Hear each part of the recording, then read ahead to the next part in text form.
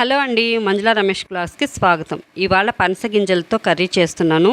పనస గింజలతో కర్రీ సూపర్గా ఉందండి. మీరందరూ కూడా ట్రై చేయాలి. ఎందుకంటే మనకి ఎంతో ఆరోగ్యకరమైన పనస గింజలు ఇవి. మనం కొంతమంది కూడా పడేస్తూ ఉంటారు కదా, అట్లా పడేయకుండా ఎంతో హెల్తీగా తయారు చేసేసుకుందాం. వచ్చేయండి. ఇవి చపాతీలోకి కానీ రైస్లోకి కానీ చాలా బాగుంటుందండి. ఒకసారి తిన్నారంటే అస్సలు వదలరు. ఇదండి, ఫస్ట్ పనస గింజలు బాగా కడిగి కొంచెం ఉడకబెట్టుకున్నాను అనమాట. కొంచెం నీరు వేసి కొంచెం ఉప్పు వేసి ఉడకబెట్టుకుంటే మంచి టేస్ట్ వస్తుంది. తర్వాత దీని మీద పైన ఒక లేయర్ లాగా ఉంటుందండి. ఆ లేయర్ కానీ తీసేసామంటే మన కర్రీకి సూపర్గా ఉంటుంది. అవన్నీ తీసేసి పక్కన పెట్టేసుకున్నాను. కట్ చేసుకొని పక్కన పెట్టుకున్నాను అనమాట. తర్వాత ఒక కడాయి పెట్టుకొని కొంచెం ఆయిల్ వేసి ఆవాలు 2 ఆనియన్స్ తీసుకున్నాను, కట్ చేసి పెట్టుకున్నాను. అవన్నీ బాగా వేయించుకుంటున్నాను. తర్వాత ఒక 2 టమాటాలు తీసుకున్నాను అనమాట. అవి కూడా బాగా వేగనివ్వాలి. తర్వాత మనం కర్రీకి తగినట్టు కొంచెం ఉప్పు వేసుకోవాలి. కొంచెం ఉప్పు పసుపు వేసుకొని బాగా వేగనివ్వాలి. సిమ్లో పెట్టుకొని బాగా వేయించుకుంటే గుజ్జు గుజ్జుగా బాగా అవుతుందండి. తర్వాత బాగా వేగిపోయింది కదా, తర్వాత ఏమో ఒక స్పూన్ అల్లం తెల్లగడ్డ వేసుకున్నాను. ఇది కూడా పచ్చి వాసన పోయేంత వరకు బాగా వేగనివ్వాలి. మనం అల్లం తెల్లగడ్డ పేస్టు పచ్చిగా ఉంటే మనం కర్రీ చేసుకునేటప్పుడు పచ్చి వాసన వస్తూ ఉంటుంది. అందుకని బాగా వేపుకున్న తర్వాత పనస గింజలు నేను కట్ చేసి పెట్టుకున్నాను కదా, పనస గింజలు కొంచెం మిరప్పొడి వేసి కొంచెం నీళ్లు వేసి ఉడకనిచ్చాను. ఇదండి మన టేస్టీ పనస గింజల కర్రీ రెడీ అయిపోయిందండి.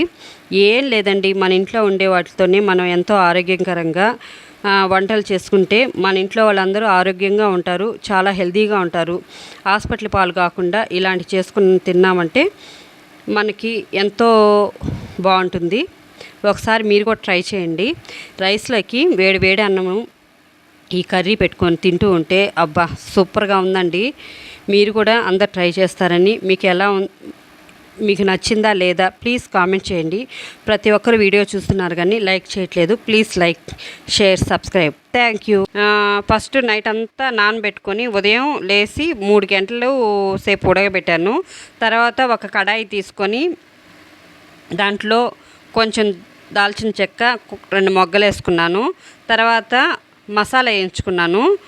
మసాలా నూనెలో బాగా వేగితేనండి బాగా టేస్ట్ ఉంటుంది. ఇదండి, బాగా మెత్తగా ఉడికిపోయినాయి చూడండి. అట్లా ఉడికితేనే మనకి పాయ అనేది బాగా మంచి టేస్ట్ వస్తుంది. తర్వాత నేను ఒక ఉల్లిపాయ, టమోటా, మునక్కాయలన్నీ కట్ చేసి పెట్టుకున్నాను. మసాలా బాగా వేగింది కదా, తర్వాత ఉల్లిపాయ వేసేసుకున్నాను. తర్వాత పచ్చిమిరకాయ కూడా వేసుకున్నాను. తర్వాత టమోటాలు వేసాను.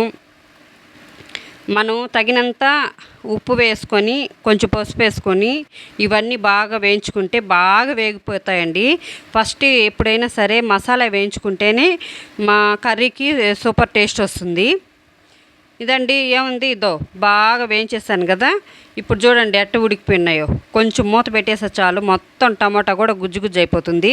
తర్వాత మునక్కాయలు వేసుకున్నాను. తగినంత మిరప్పొడి వేసుకుంటున్నాను. ఈ మిరప్పొడి కూడా బాగా వేగితేనే బాగుంటుంది, కారపోసన అట్లా లేకుండా. తర్వాత ఇప్పుడు నీళ్లు వేసుకోవాలి. తగినన్ని నీళ్లు వేసుకుంటున్నాను.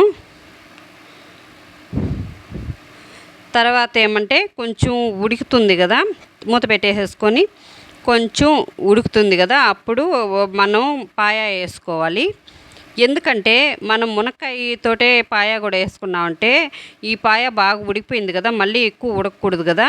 ఇప్పుడు దానికి కొంచెం అది ఉడికిందంటే, మునక్కాయ కొంచెం ఉడికిందంటే ఈ పాయ వేసుకున్నామంటే శుభ్రంగా 2 కూడా కలిసిపోతాయండి. మంచి టేస్ట్ వస్తుంది. మునక్కాయ పాయ అంటే సూపర్ టేస్ట్గా ఉంటుంది కదా. మీలో ఎంతమందికి ఇష్టం అండి? ఇదండి, పాయ రెడీ అయిపోయింది. అంత బాగా ఉడికితేనే మనకి బాగా టేస్ట్ వస్తుంది. ఏం లేదండి, సింపులే కదండి.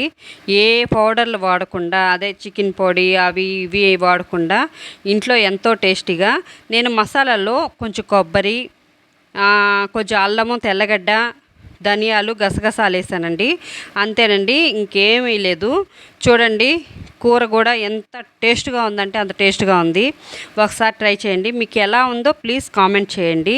మీరందరూ లైక్లు చేయట్లేదు, చూడడానికి చూస్తున్నారు, లైక్ చేయట్లేదు. నలుగురికి రీచ్ అవ్వాలంటే ప్లీజ్ లైక్ చేయండి. ఎలా ఉందో కూడా కామెంట్ చేయండి. మీకు నచ్చినట్లయితేను ఇప్పుడు దాకా చూసి ఉంటే మీకు అందరికీ ధన్యవాదాలు. Thank you.